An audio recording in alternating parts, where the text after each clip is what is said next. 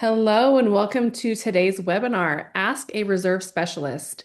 This webinar is sponsored by Association Reserves. My name is Paige Showerman and I'm the marketing manager for Association Reserves, and I'll be serving as your moderator for today.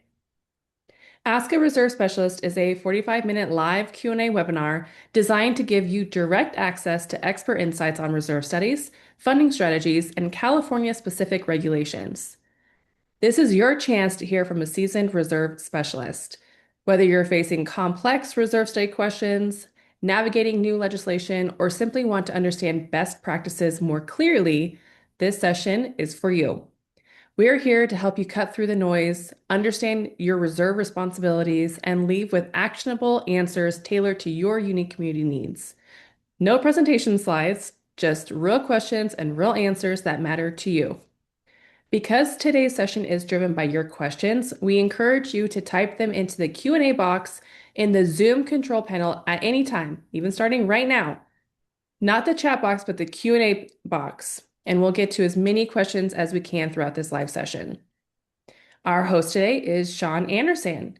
Sean is the president of our Orange County, Inland Empire, and Coachella Valley office, with years of experience conducting reserve studies for a wide variety of community associations. He brings a sharp focus on practical solutions and helping boards understand how to use reserve studies to support sound financial planning. Sean will be answering your questions live, so don't hesitate. Get your questions in early and make the most of this expert opportunity. And with that, I will pass it over to Sean. Thank you, Paige, and welcome everybody. Thank you for being here. I love doing the California specific webinars. It's just so great. It's almost like doing it with family. And one of the things I was thinking about as Paige was introducing me is I'm actually at our Orange County office today, and it's literally perfect. It's a great day to be a Californian. It's 70 degrees and just absolutely perfect. So I'm grateful to be here with everybody. I was telling Paige before we started that preemptively been given thought to what a lot of concerns our California clients are having, and the first one is obviously the new Fannie Mae and Freddie Mac qualifications. And gladly in California, one of the things I like to do is put people's mind at ease.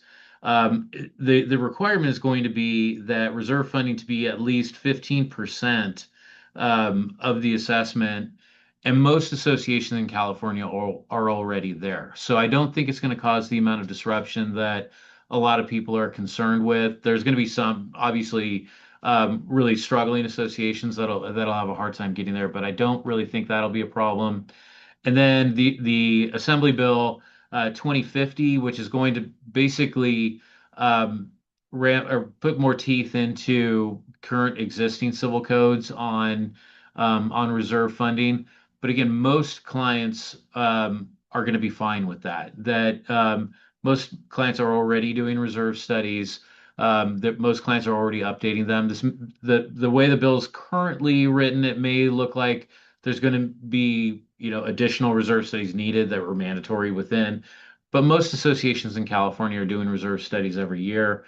And then the main thing is the funding requirements, which were for those of you who work with association reserves, you already have the figure you're going to need for that in our baseline funding method, which will keep you cash positive. So again, just putting everybody's mind at ease.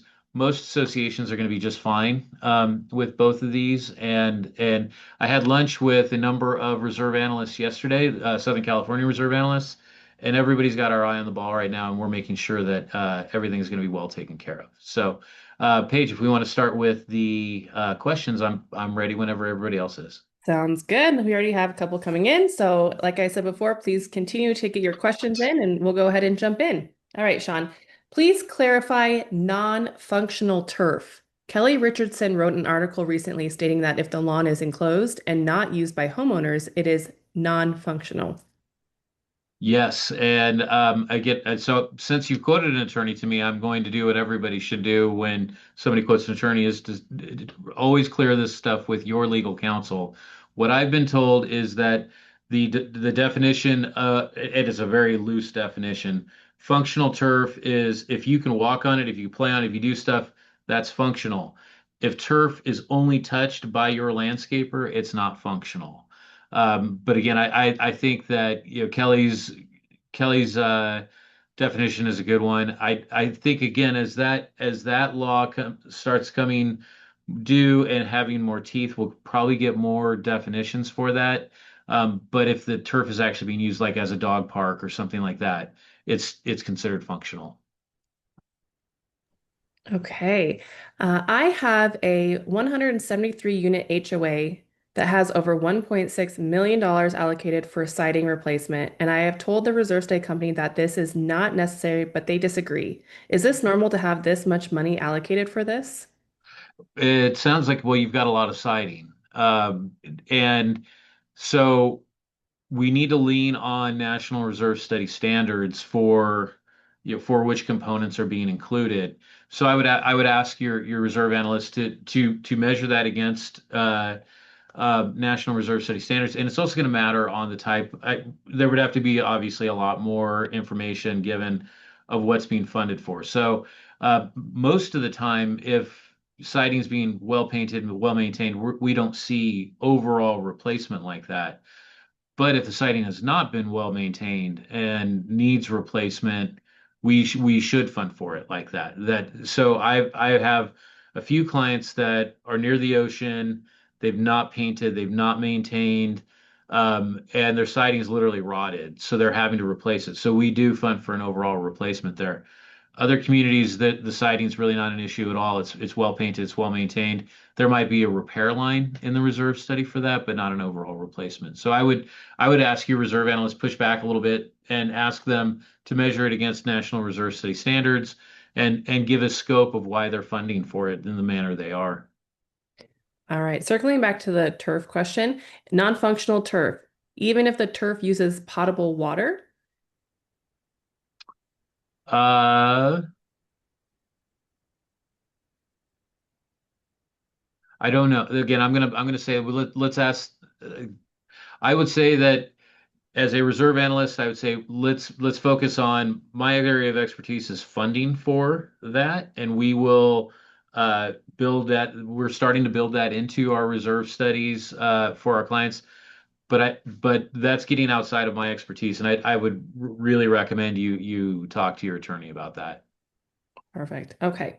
Next question. What is the accepted percentage of reserves you should have? We have a small association, only 6 units. Okay, so uh, getting outside of what's acceptable or anything like that, the way that we always want to measure percent funded is special assessment risk.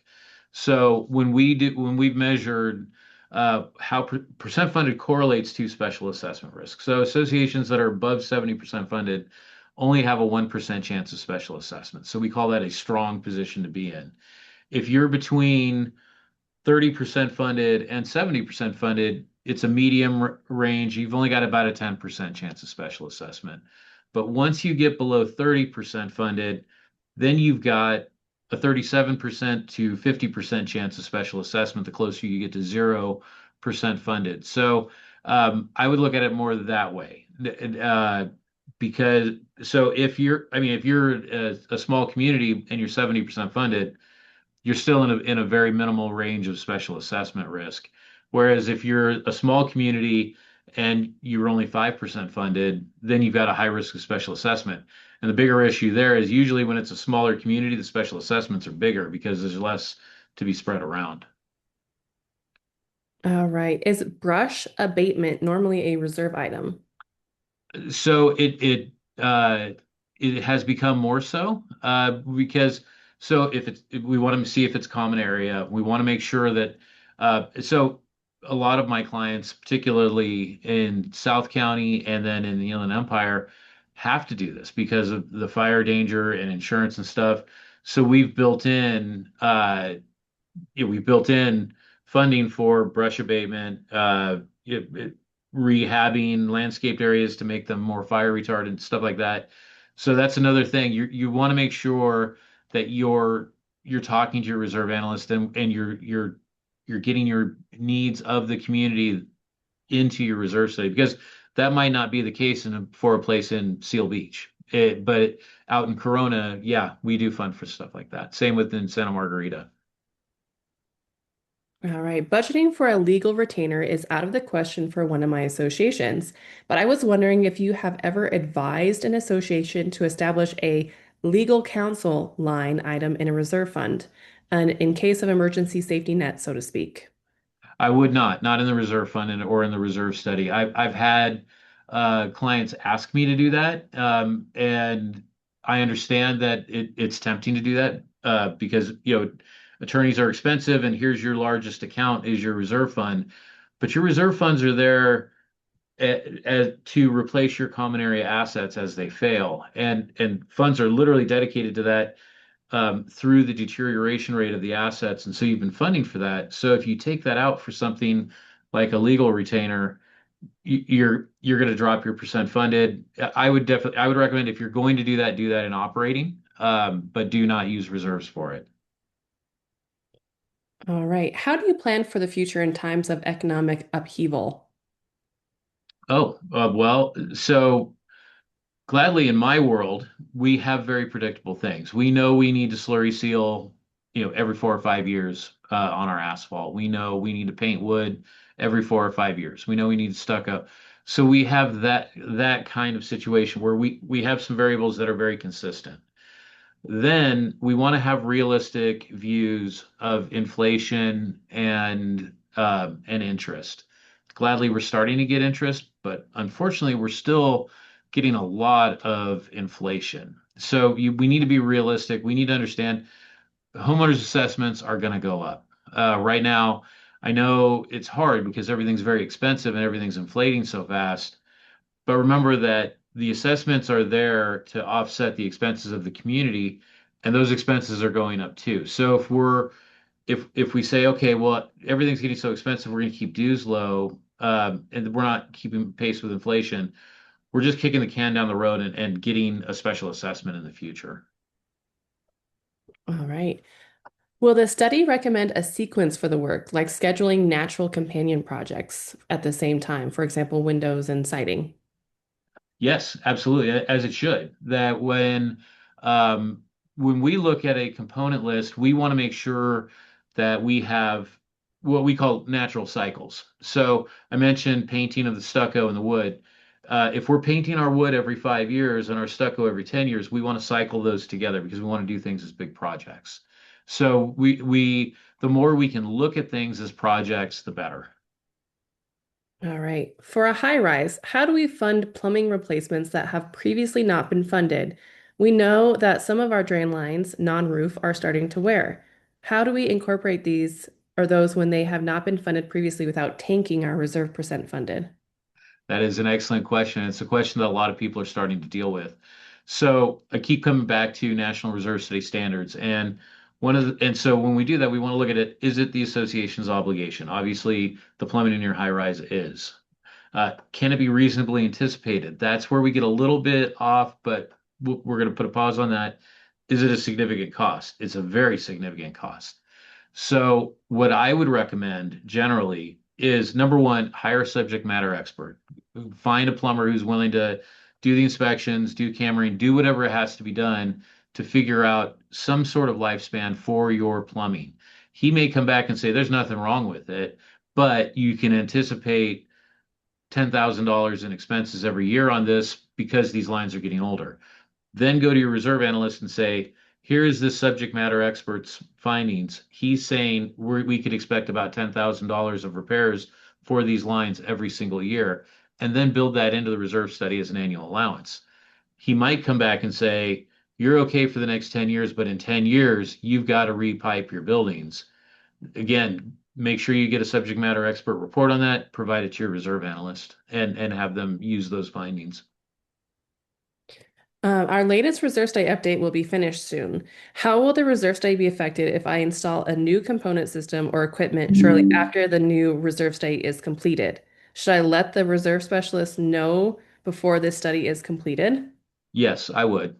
uh, Especially if it's a significant component. So, let's say that we're getting started on on our reserve study for a 12/31 fiscal year end right now, and we're starting very early. And we get completed, it's all fine. But then we decide we're going to replace the pool heater in a month or so. And your reserve analyst doesn't know that. Absolutely. Go back to your reserve analyst, say, hey, we are going to replace the pool heater because the reserve analyst is then going to deduct that cost from your starting balance. It's going to assign it a new life, and that may affect your funding plan going forward. So I would definitely let your reserve analyst know.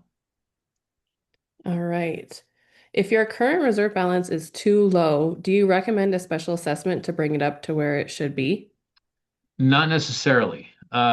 Because so if it's and again, these are all, very very particular situations. It could be that you have a low starting balance because you've spent a lot of money, and so you also have a low fully funded balance. So we don't need to panic. You may have a very strong contribution rate that exceeds your rate of deterioration, so you're going to build your percent funded very rapidly. So you may not need to do that. Now, on the flip side, if you have a low percent funded and you have a significant amount of expenses in the next year, you may need to special assess, and your reserve study will probably tell you that.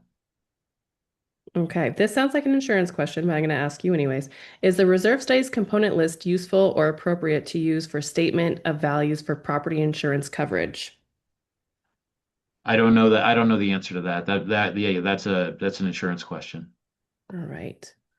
My building has never done a reserve study, and we are planning to get one this spring. The HOA board is concerned about building violations that are not safety concerns. How are these handled in the process? Well, I guess it matters on what kind of building violations. I'm not aware of how. I mean, building violations, that wouldn't really be a reserve issue. I think you may end up finding there are some components that are failing or something like that, or like a boiler that's out, that would kind of be a building violation or stuff like that. But we wouldn't look into the civil code on things, or violations codes or something like that. We're going through and we're building a component list based on the common area assets and then assigning them a deterioration rate and a value to replace. So we wouldn't really be looking for violations like that. All right. Is there a percentage range for funding status? I see moderate risk on report that's at 44%. Yeah, so that's what I talked about earlier. If you're above 30% and below 70%, you're at a medium or moderate range of special assessment. And again, because I like to put people's minds at ease, that's literally only a 10% chance of special assessment. So you're really in pretty good shape. That just tells me you need to step on your gas a little bit and get going towards 100% funded in the next 30 years. Remember, we don't need to get there tomorrow. So we need to step on the gas a little bit. But uh, if you're 44% funded, that doesn't give me a lot of heartburn. Okay. What criteria should an association use to identify and prioritize projects? So life and safety first. So if, and I always use this example, if your spa heater is really old and it's functioning, you don't need to be in a hurry to replace it. But if your building boilers are really old and just holding on and about to die, you need to replace them. So there we do have on our website, you'll find articles about finding that tier of what should be done and when it should be done. Life and safety always comes first, maintenance, stuff like that. And then, something like remodeling a clubhouse, that's obviously on the bottom tier. Okay. If an HOA ignores landscape maintenance on a slope for 5 years and now wants to address it as a landscape renovation project, can it be paid out of reserves? Yeah, you would want to again find out if this is something that's going to be an ongoing project, because again, it's the association's obligation. It can be reasonably anticipated. We know we need to do it, and it's a significant cost. So it qualifies under the three-part test for is it a reserve component. So you can. I would recommend if you're going to do that, you assign it a useful life, say 10 years, and then remaining life of zero. We have a cost, and then we add that cyclically, assuming that we're going to be doing that project going forward. All right. Do reserve studies take into account rising prices like tariffs, costs of materials, etc.? I recognize it can be unpredictable, but I'm curious if this is considered when assigning a cost to an asset that needs to repair 5 years down the road. Yeah, absolutely. So, you're right in that we can't necessarily predict exactly what's going to happen. I think 2 years ago, nobody would have predicted the situation in the Middle East right now in terms of that it's going to have shockwaves throughout pricing stuff like that. So yes, the longer answer to that is we are constantly tracking inflation on components, not just the 3% or whatever that the government's telling us. We track in-house costs by zip code, and we do that every year, and we try to see so for example, roofing and asphalt and painting are inflating at a higher rate than other components. So we try to keep our eye on that because if we haven't changed our pricing structure inside the reserve study over the last 6 years, the reserve studies are worthless at that point. We need to make sure that we are tracking that, and we do. Like I said, we track it by zip code. We track it by cost from our reserve studies and vendors that we communicate with in the HOA industry in Southern California. All right. Are there laws requiring boards to fund sufficient reserves? And are there penalties for failing to maintain the recommended reserve amounts? No, well, no, and that's what I touched on earlier. So in California currently, you have to have a reserve fund, uh, but there's no level that you're told that you have to do. That being said, FHA funding is going to affect things, stuff like that. But there's no law right now that says that. This new AB 2050 will put a little bit more teeth in that you're going to have to fund at the lowest rate in the reserve study, meaning the baseline funding to keep you above $0. But again, we that's moving through the assembly right now. We don't It's not been signed into law yet, but we're keeping an eye on that. All right. If I change reserve study vendors, would the new vendor always do an on-site full study to start out with? Uh, no. So let's define our terms. So a full reserve study and with site visit reserve study are two different things. Full reserve studies is if you've never done a reserve study before, and it sounds like you've done a reserve study before. So if you've done a reserve study before and the numbers are fine, then if you switch to a different company, you can do an on-site visit or with site visit reserve study, which we would call level two. And that is, I would say, if you've counted your 30 light poles, don't pay me to count your 30 light poles. Pay me to come and observe your 30 light poles and put that information into our system, make observations based on deterioration, stuff like that. So you don't necessarily need to do that. If you did a site visit with a good reserve study company the year before, but there was something you just didn't like the guy, you didn't like working with them, you don't like the report format, but the information was good. Yeah, other reserve analysts can do a no site visit to those studies as well. So theoretically, if you get it done well, you should only have to do a level one full reserve study once. And then in California, we have to do an on-site every 3 years with the Davis Sterling Act. And so after you've done that level one, then you just do level two with site visit. All right. Are measurements for a full on-site study done when the site visit takes place, or are the measurements obtained from drawings or documents? Both and. So we are going to obviously go out because some of the things we're not going to be able to take off of plans. Plans are always great. If we can get as-built, those are very helpful. We also use satellite imagery, and then we also have a wheel that we just go out and measure things. So the main thing is we want to compile our component list, and we want to get good quantities for each of those. So from my point of view, we're going to use every tool we can for that. Okay. How do you determine the number of years in useful life? Well, so we start with industry standards. Like I mentioned, slurry seal every 4 or 5 years. I have clients, and then we go from the general to the specific. So remember that not all reserve studies are just boilerplate. So then we need to look at the specific needs of the community. I have a community that needs to slurry seal their asphalt every 2 years because there's such high traffic, stuff like that.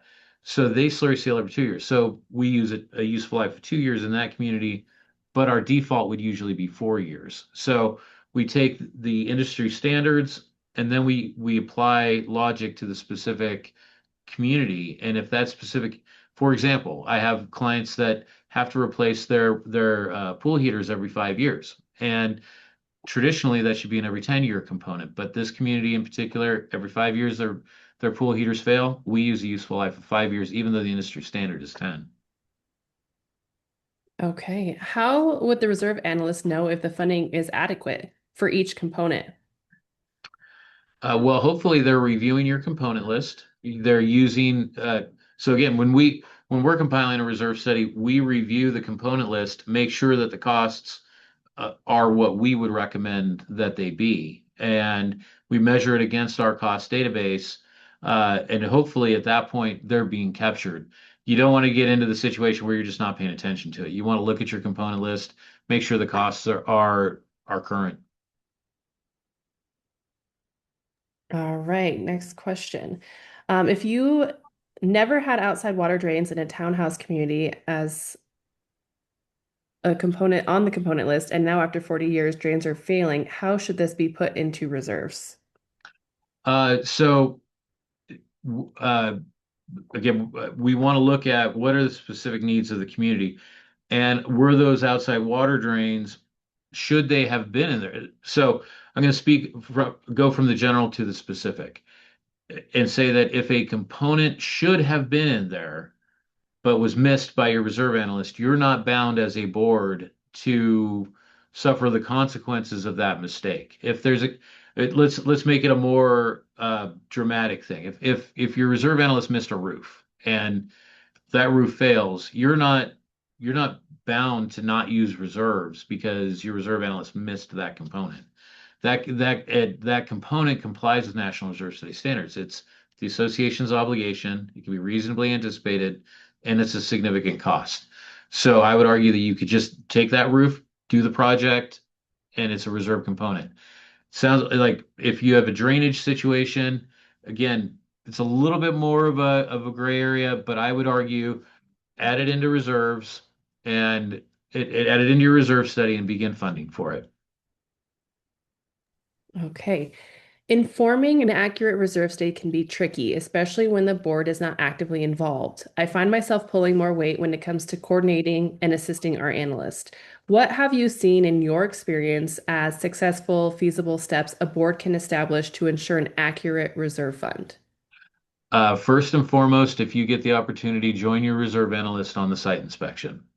That's something that I find to be so valuable because number one, as board members, you live there, so you have things on your mind that you want to point out. And then conversely, your reserve analyst is going there and he's putting fresh sets of eyes on things.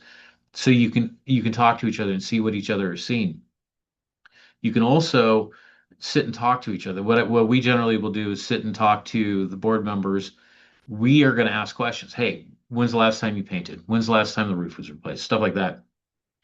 So make sure you're doing that. If you can get out and talk to your reserve analyst, that'd be great. If it's a no site visit reserve study, generally you're going to want to go through management, but send questions or comments through your manager to your reserve analyst and make sure you understand. Make sure that they understand your point of view too, because perhaps they missed something. And that way, the more the communication, the better. Great. Okay. On the component list, if a component is expected to last a lifetime, like hardy plank siding, do you fund for that through reserves or just wait and special assess when needed? So if it is truly a life of the association component, I would not fund for it. I would have it in the inventory, and I would say that let's well, something like a hardy board siding. But I'm trying to use a more extreme example, like all of the sidewalks throughout a community. You might want to have something in the inventory that says this is a lifelong component that's going to last 80 to 100 years and have it there. and state why it's there and that it's not funded for. Um, but I wouldn't. I You also don't want to have, and then I'm going to say that you also don't want to have 500 components in there that aren't funded for. But for true life of the community components, maybe just have something in the inventory and say it's there, but the life is long enough that uh, it cannot be reasonably anticipated to be replaced, and therefore it does not comply with National Reserve Study standards. All right. We're winding down on questions, so if you do have any questions, make sure to submit it right now. All right, let's get through a couple more here. Um, does the reserve study only apply to items in place as opposed to a projected project like adding a playground? That is an excellent question. And so again, I'm sound like a broken record. Is it the association's obligation? Can it be reasonably anticipated? And is it a significant cost? If you're doing a capital improvement, adding a new play structure somewhere, if you don't have the play structure and you say, hey, we've got this nice grass area, we want to add a play structure, then that's not currently the association's obligation. That's a wish list by the community. So we would consider that a capital improvement. You should not use reserves for that because remember that the reserves are there because we've assigned a useful life, remaining life, and cost and a deterioration rate for the assets that are currently there, that are currently common area. And those funds are there for those projects. If we then take those and add a new component, we're taking the funds away and we could put ourselves in a really bad position financially. So I would say that is a capital improvement. You should do it that way. All right. If a single family community only has an entrance and possibly a couple of ponds, how important is reserve funding for that particular community without a lot of common elements? It's important in that those projects get funded for and completed. So if you have a gate, you've got iron, you've got a fund to paint and replace. You've probably got an intercom, you've got a fund for. You've got gate operators, you've got a fund for. If these are ponds that have mechanical systems that have aerators, stuff like that, it might be very important to have those reserve funds available for that. So it certainly would be very important to have a reserve study done for those. All right. There are the big ticket reserve assets, but are there smaller components you notice fall through the cracks that you recommend the association add to their study? That's a really good question. Small things that fall through the crack. Well, number one, hopefully your reserve analyst is not letting things fall through the cracks. Smaller situations, stuff like well, I'm like one thing that I see that does fall through the cracks a lot is stuff like mastic on pool decks, stuff like that. Gladly, when it's that small, remember that if it's that small, if it's small enough to fall through the cracks, it's probably not going to have a tremendous effect on your reserve fund. It's not going to be a very significant component. Most reserve studies only have about five components that drive everything, and those components are usually roofing, painting, asphalt, and then major mechanical and like tot locks and stuff like that. So um, if it's a small thing that's fallen through the cracks, probably won't have a tremendous effect. Just make sure you're letting your reserve analyst know, hey, you missed the mastic on the deck. Could you add that into the next reserve study? But that's certainly not going to cause a special assessment or something like that. Okay. What are the one or two things that reserve specialists seem to find on site inspections over and over that are worthy to note? Things that we find that are worthy to note. Um,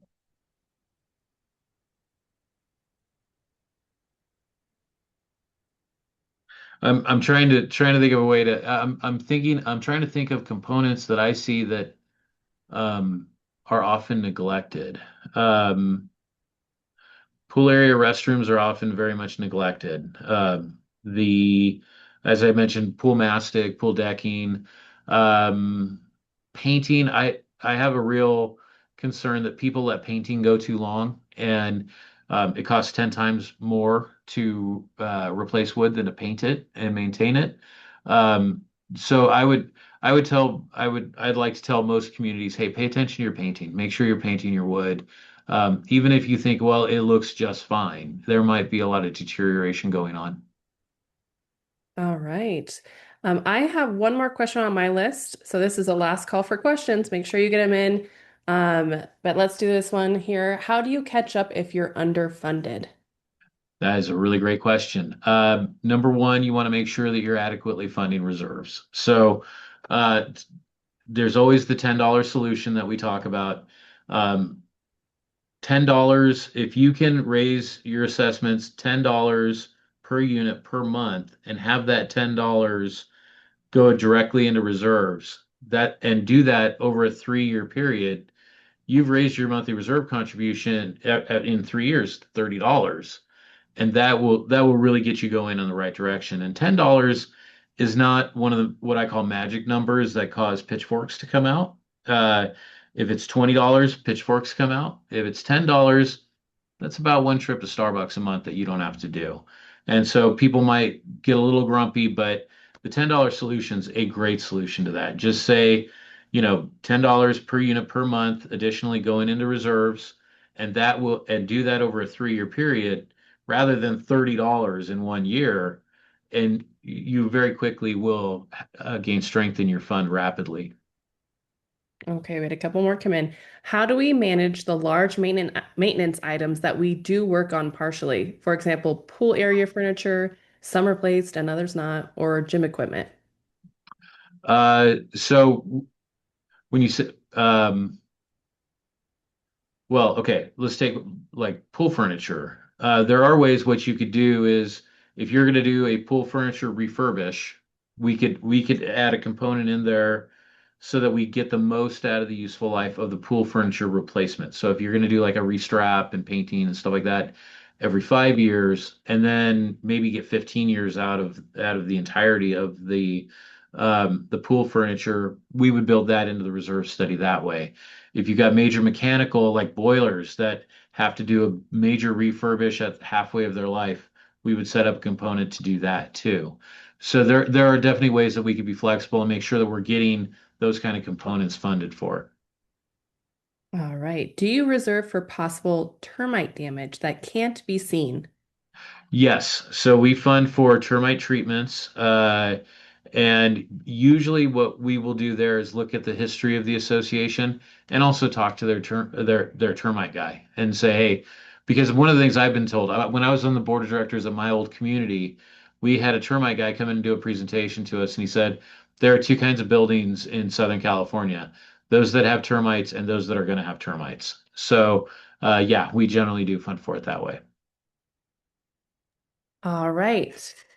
Are there guidelines on minimum dollar value for a new item? Mm, I on a new item. Not sure I understand the question. A new item, if it's a significant. Okay, so if it is a significant cost to the association, I'm trying to think what. I would think it's like a minimum dollar value on a reserve item is like, does it have to meet a certain amount to be a reserve component? Would be my guess on this question. Yeah, so I mean, it could be that's going to make. I guess that's going to matter on the association because you could use about 1% of the total budget for that. But I do the reserve study um, out at Rancho Mission Viejo, and to them, $1,000 component's not significant. So they're going to fund for that out of operating funds. But $1,000 component to our friend that spoke earlier about the 8 unit reserve study, that's going to be a huge expense for them. So it really would matter on the association. All right. Well, I think with that, I think we're going to wrap up. So thank you so much, Sean. That concludes our webinar. If anyone is interested in a recorded version of this or any other webinar, you could search for them on YouTube or on the Association Reserves webinars page. If you enjoyed today's session and would like to receive the Association Reserves newsletter or announcements of future webinars, please visit www.reservestudy.com and click the icon at the bottom of the page to sign up for the newsletter. I want to thank you all for attending. I will be sending out a link to this recording to all attendees. If you have any questions or if there's any way we can be of service to you, please don't hesitate to contact us. Thank you again. Goodbye. Bye, everybody.